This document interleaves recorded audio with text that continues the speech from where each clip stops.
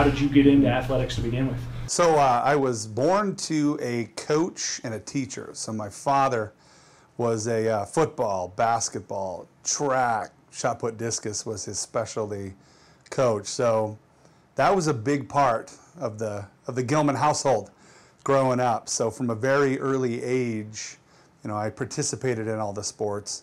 And then a lot of sports talk at the dinner table, the psychological approaches to sports and being mentally ready and prepared and hard work and determination and teamwork and all that stuff. So it started from a very early age with my father. Which was your favorite sport growing up, and did that change over the years? Yeah, hands down, it was always basketball.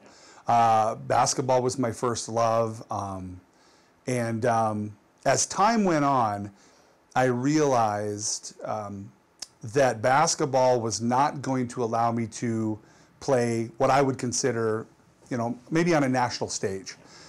Football was something that I enjoyed football, and I played football, and I was proud to play for the Flathead Braves and Coach Bob Wraith and Dan Hodge. So it was something that I had some success at that as well, but then I found it real ironic. The phone calls I was getting, recruitment phone calls for football, was from major colleges, Nebraska, where I ended up going, Washington, Oregon, Arizona, Colorado State. Colorado talked to me a little bit in Wyoming, whereas I love basketball and I felt I was really good at basketball. And I was lucky enough to get offers from Montana and Montana State, which I really appreciated. And then some small colleges as well. And I just started leaning towards, I kind of want to try something big. So it looked like it switched to football. Not to say that football became my love. I still to this day enjoy basketball more. But I wanted to give the biggest challenge possible, and that ended up being going to Nebraska to play football. What was that like as you're getting those offers, and when did you realize, when did it click that you were good enough for that level? I've always been, I guess you could say, now that I'm 46 years old, I've always been very modest. And I actually found it kind of surprising that the larger football schools were as interested as they were. But I figured they knew what they were looking at on film and what they were talking about. And I had a lot of success on the basketball court, and I was pretty quick and was fast and could jump high. So to be honest with you, when I went to Nebraska, I still had apprehensions. I'm like, holy cow, I wonder if I could even make it here. And then it became apparent. At first, it was hard, it was a challenge, but I saw the competition, I saw the other tight ends. I played scout team, and I was able to handle myself going one-on-one against, one of the best defenses in the nation. And it kind of hit me early on that, I could do this. I had tons of improvement I had to do, obviously. I was very raw. But I could tell off the bat I could do it. It just, was I willing to step up and put the work in and improve myself mentally and physically to excel at that level. So I could tell right away that I had a chance, and that I just had to cultivate it. Take me back to high school and put yourself in the opposing D coordinator's position then. What were your, I was this tall, this big, this fast, and how were they stopping you? What were they game planning against you at that point? Or was it still raw at that point in high school? I played wide receiver my sophomore and junior year, and we were primarily at Flathead High a running team. I don't think we were 50-50. We were more like 70 run, 30 pass. I still had 49 catches my sophomore and junior year. I felt like, hey, coach, I don't think they can match up with me. I'm 6'4", I can jump, I'm pretty fast. So I actually wanted the ball a little bit more, but I wasn't a diva wide receiver like you run in today, Terrell Owens and all these guys, in the NFL. It was different back then. You didn't have as much film. You didn't have technology. You had the old VHS tapes, the stop and rewind and things like that. So I think defensive coordinators from other schools probably knew about me from basketball. I don't really recall a ton of double teams. What I did notice as time went on was the defensive backs would try to get a little more physical at the line of scrimmage, because I was actually pretty tall and skinny. And I had to learn how to release from the line of scrimmage and chicken fight a little bit. In terms of high school memories, what's that one thing that stands out before we get into the college days? Is there any play, any game, whatever that really stands out that you enjoy to this day? Oh yeah, so the number one is basketball, and we won the state championship in 1989, and what a thrilling ride.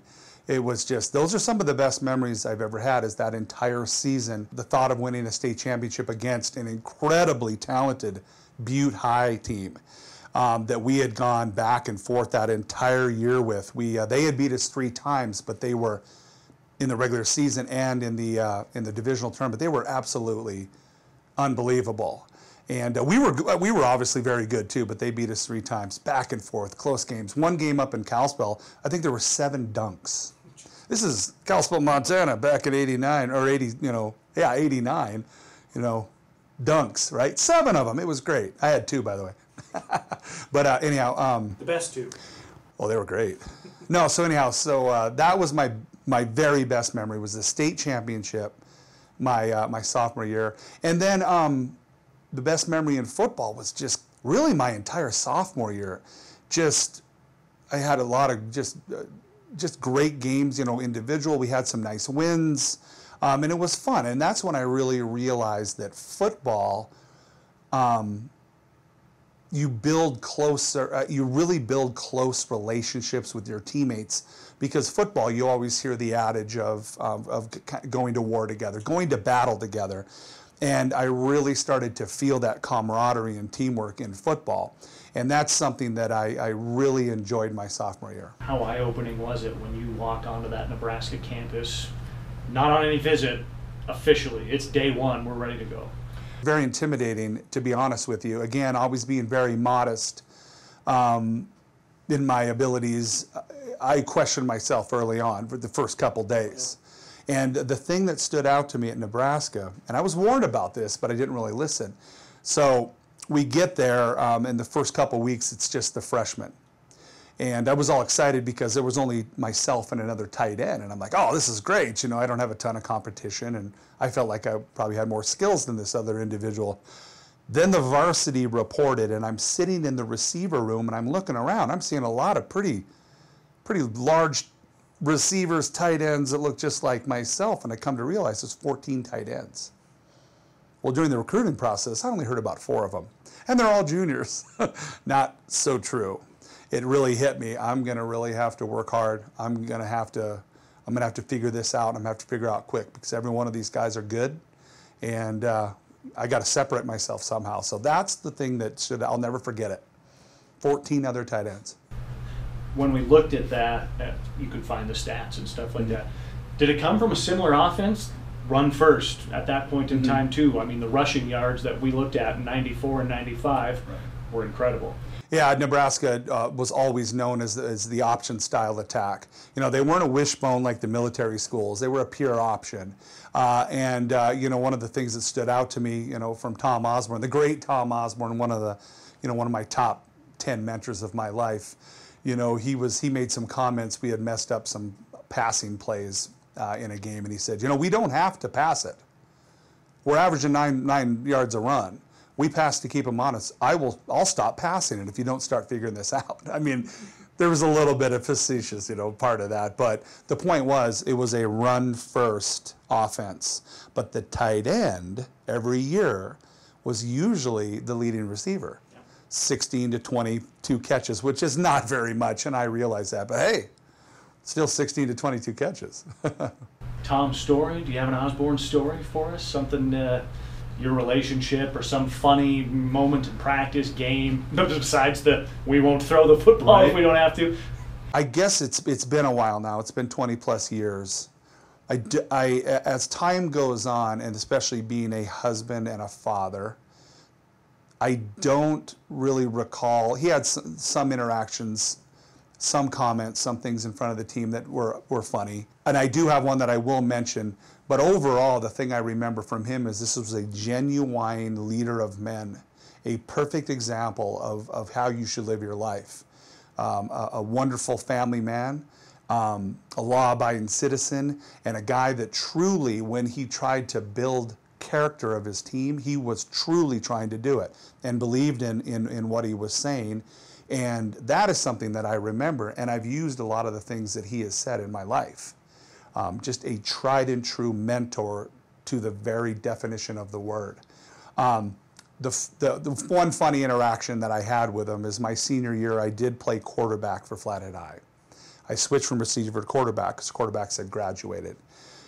When I was in Nebraska, we had just some pretty bad injuries at quarterback. So number one, Tommy Frazier got a blood clot, so he couldn't play for a while. Brooke Behringer, number two, he got collapsed lung. So they actually we were thin at quarterback. And I remember in the hallway, I said, "Hey, coach, I'll sacrifice to the team, and I'll come over and I'll play some quarterback. Have you given that any thought?" And he just looked at me and he goes, "Mark, we have not even thought about that, and that's not even a possibility, but thanks." And it's funnier the way he delivered it. Let's just put it that way. And I was like, okay. Only a select few have played in a Super Bowl. Pat's won the Super Bowl. College championships at that level, we've seen the Grizz, Dave Dickinson, and those guys, but there are very few. I don't know if there are any others besides yourself that have been on those big level college championships. What was that like, and what's it like now, just knowing that you're in a very rare, if not the only one, to my knowledge, group? Well, it's amazing to me when I look back at it that I even went to Nebraska. I mean, it still catches me off guard when I think about this story, because I told you I was more of a basketball player. And I've often sat back and I've been amazed, and I thought how lucky I was to have perfect timing of all the colleges that I could have chose, that I actually chose Nebraska, and they figured it out for about 3 to 5 years there, and I was part of it, and it just blows my mind. I mean, I like to say that I had something to do with it. I did basically start 2 years, and I was voted team captain and lifter of the year, which is a prestigious award there.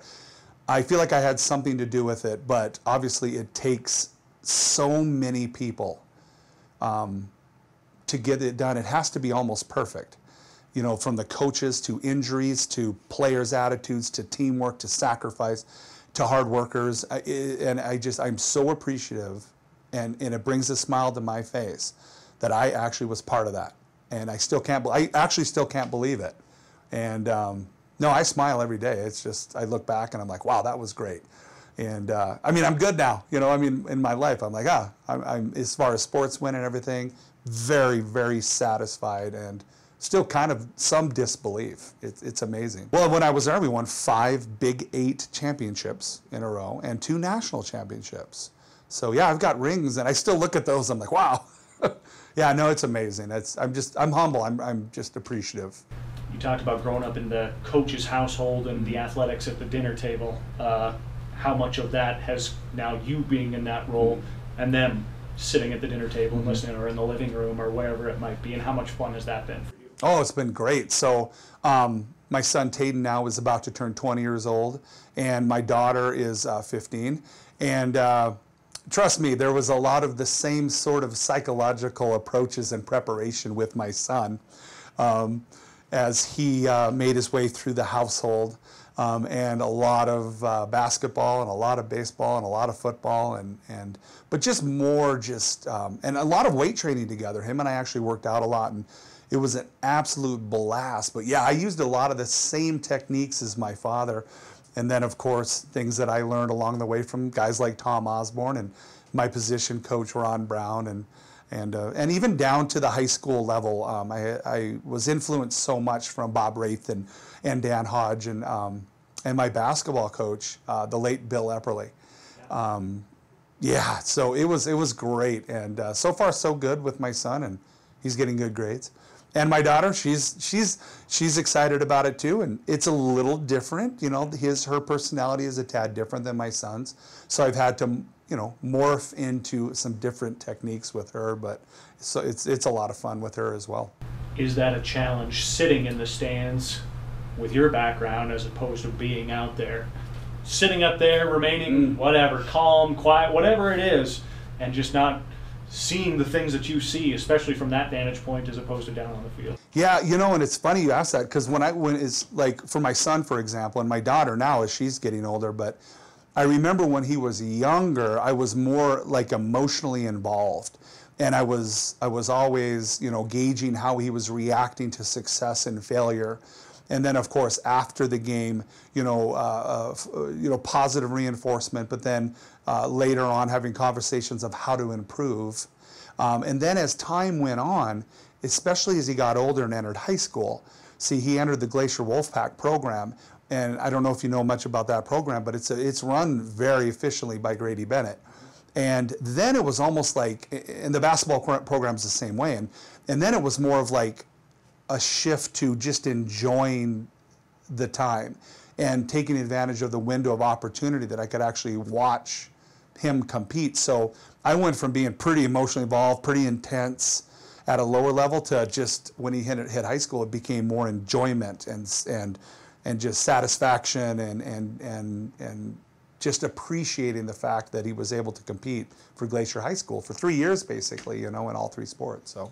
You said you're modest, but you can be honest here. Was it more fun for you to play and be out there, or was it more fun to watch them? It's more fun to watch them. When I played, I put too much pressure on myself. I don't know why I shouldn't have. Now that hindsight's being 2020, I would have told myself to relax and have a little fun. But it's just genetically wired. I always, expected probably too much of myself, to be honest. So no, it's been a lot better with the kids. Just looking back, what can you say about this entire career and now having a college athlete for a son and potentially daughter too, depending on what she wants to do and stuff like that? I mean, it's the storybook type of life so far, and a very exciting one for you. Oh yeah. No, it's been a heck of a ride. The crazy thing is, though, is I just turned 46, and it's a long time ago. I don't. So now I sell insurance, personal lines insurance for Payne West, and it's now my focus. It's like my sport now. It's the competition that I have now. So I feel like this is my new why I get up in the morning and really try to rock and roll. But the sports thing is. Yeah, it's so far away. But I'm very satisfied. I always, like I said, I was very lucky in everything that happened. I'm very appreciative. I never got to play at the professional level. I had an opportunity in the NFL. Didn't make it there for various reasons, but just at this point, very satisfied with everything that happened. You mentioned this being your new sport. We've noticed in looking up names, there's a lot of guys working at Payne West now with the sports back. Is that why? Because it's that competitive? Yeah. You still feel that athletic type of drive and motivation? I believe that anything sales, whether it's insurance, real estate. Let's say you're a loan officer, which I work with a lot of real estate agents and loan officers, and you can tell that they have a little of that competition drives them as well. And I think that sales is equivalent to sports in so many ways, and a lot of the life skills that I learned, I've brought here, and I really do when I have a prospective new client, I want to win. I want to win their business, but doing it the right way, right? I mean, that's the most important thing. You gotta make sure you're doing things on the up and up, and still get that business, and then that's a win, and that's a good thing. You go home at night, you're like, yeah, so that it helps to be in sales. Well, now I have to ask you, and I assume you're going a certain direction with this, but which were you better at? Oh gosh, I don't know. I've won quite a few awards. I've won some awards for insurance in my career. I don't know what the equivalent of a national championship would be, though. I don't know if I've ever won a national championship in insurance yet. We'll just tell everybody you're better at this, and then they'll be sitting in here trying to get there you go. To sign up. Yeah, right. Definitely insurance. No.